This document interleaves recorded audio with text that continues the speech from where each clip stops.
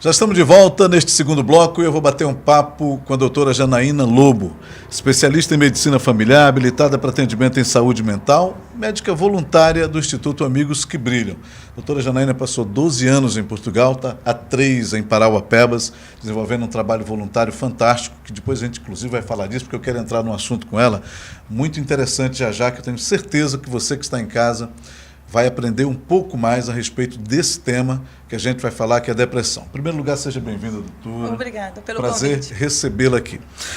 Bom, doutora, eu imagino, quero colocar isso aqui, que 12 anos de Europa acaba ampliando, a visão de qualquer profissional, mas na medicina principalmente. O que a gente poderia, dentro desse tema específico da saúde mental, dizer que lá nos diferencia enquanto Brasil? O que é que lá acontece, o que é que lá se atende, como lá se faz, que aqui a gente ainda precisa caminhar para poder adequar tudo isso? Olha, acontece a prevalência. Na Europa, a prevalência das consultas por quadros de depressão, a saúde mental em si é por volta dos 30%, o Brasil está registrando 11%. Lá é bem maior, apesar que as condições econômicas na Europa é melhor que no Brasil, mas o número de casos de depressão é 2 a 3 vezes mais. Mas eu não sei se é subnotificado aqui no Brasil.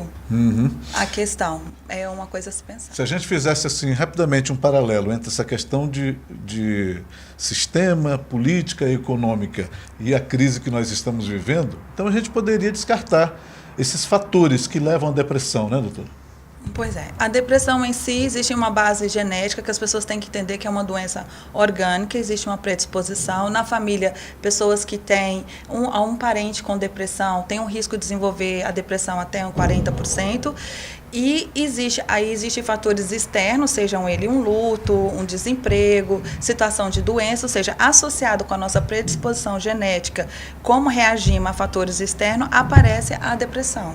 Ou seja, e aí pode ter, a depressão são vários tipos, na depressão não é, as pessoas têm aquela imagem que é aquele indivíduo fracassado, triste, cheio de problema. Não é bem assim. Tanto é que Michael Phelps, que é um medalhista olímpico, 26 medalhas, ele assumidamente já teve quadros de depressão.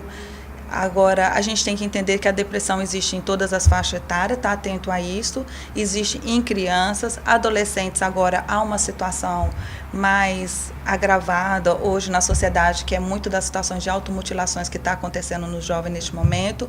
Temos a depressão no idoso, que é o que me deixa mais triste, é a depressão no idoso, porque infelizmente considera-se que o velho é normal ser triste, é normal comer mal, é normal dormir mal, e não entende que isso pode estar dentro de uma doença que merece um tratamento também. A gente tem que envelhecer com dignidade e com qualidade. Então, achar que velho tem que ser triste é algo desumano mesmo.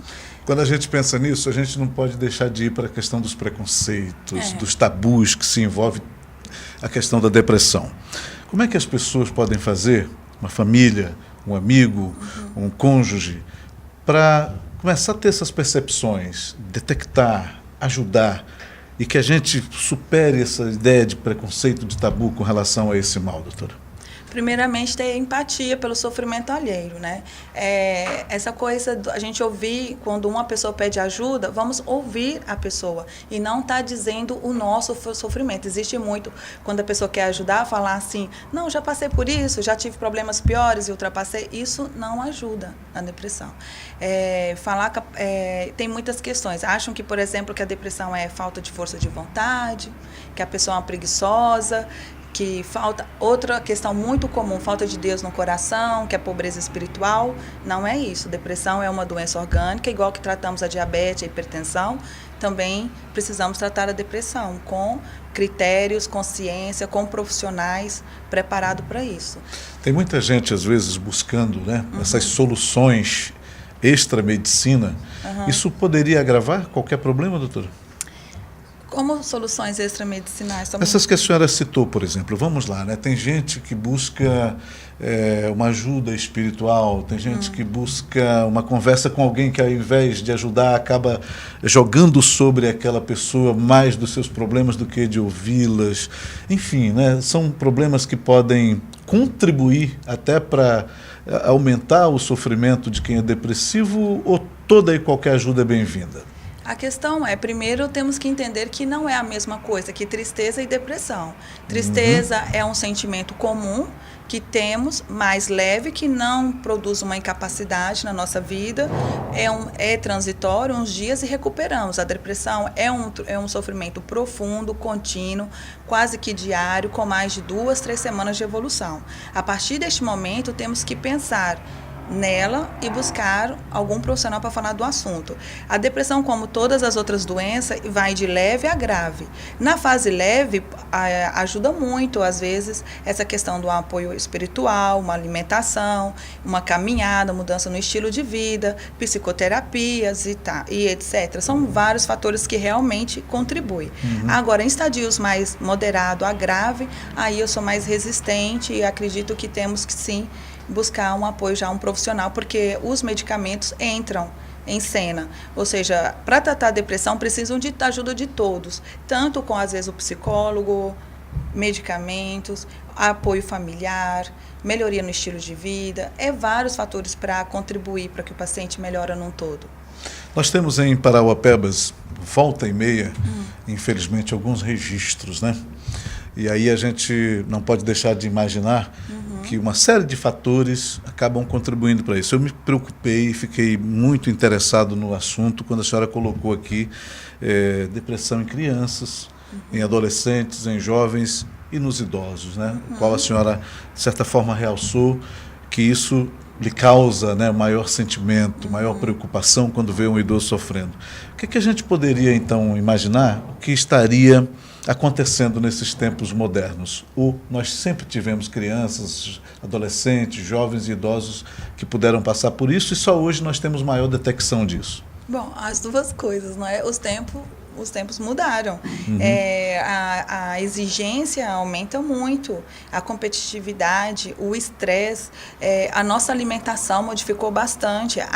Hoje em dia é uma teoria também associada à depressão, que a depressão, além de uma base genética, também tem, através do nosso estilo de vida, existe uma inflamação celular, nível da célula cerebral. Então, uma dieta com base de antirradicais livres ajuda também a prevenir e até melhorar a depressão, ou seja, como coadjuvante ao tratamento. Ou seja, há muitos fatores. Fatores estressantes aumentaram, a exigência, a família realmente, tem as famílias inteiras que passam o tempo todo no WhatsApp, zero comunicação. Como detectar uma tristeza inicial, quando vão ver, já não é uma tristeza inicial, já é uma depressão às vezes grave, ou então detectam com o suicídio, já dá de cara com o suicídio. Ou seja, onde que estava a comunicação dessa família?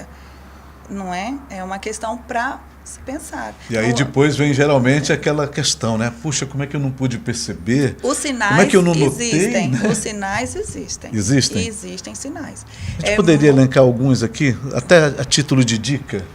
Olha, assim, a depressão, assim, ela é tão complexa, ela tem tantas máscaras, porque tem um tipo de depressão que é atípica, que é totalmente o contrário, todos os sinais inversos, mas não é tão comum. Mas a gente vai notar que a capacidade do indivíduo, no todo, fica comprometido. Por exemplo, na criança, a escola, o rendimento diminui. Há um isolamento, por exemplo, social, as pessoas estão melhor sozinho, tentam estar melhor sozinho, evitam o convívio, o ritmo da alimentação da pessoa muda, ou come para mais ou para menos, o sono muda também, irritabilidade, a autoestima da pessoa abaixa. Há muitos sinais, mas assim, posso falar mais de 30 aqui. E aí a questão, igual eu falei, ter mais empatia para o outro ajudará a detectar. Olha, esse assunto para a gente fazer 10 programas, 1000 programas. Eu quero agradecer a doutora Janaína Lobo por ter vindo falar com a gente um pouquinho a respeito disso. Ela é encontrável no serviço público e lá no Instituto Amigos que Brilham, sim, onde ela presta um voluntariado fantástico, maravilhoso. Quero agradecer, inclusive, a direção do IAB, na pessoa da Maria José Estrela, que nos possibilita essa agenda com a doutora, e já deixar, viu, Maria, um stand-by para a gente trazê-la novamente aqui num outro momento, para a gente continuar esse papo e dessa consulta eletrônica para você. Algo a acrescentar que a gente não perguntou, doutora? Fique à vontade. Como? Tem algo a acrescentar que a gente não colocou? Agradeço mesmo o convite e espero que seja um tema que volte a se falar. Há muito que se falar sobre ele. Obrigadão por ter vindo, Obrigada. tá? Tá bem. Daqui a pouquinho a gente volta trazendo mais informações para você no terceiro e último bloco do seu programa Na Tela. Até já! É a notícia como você nunca viu.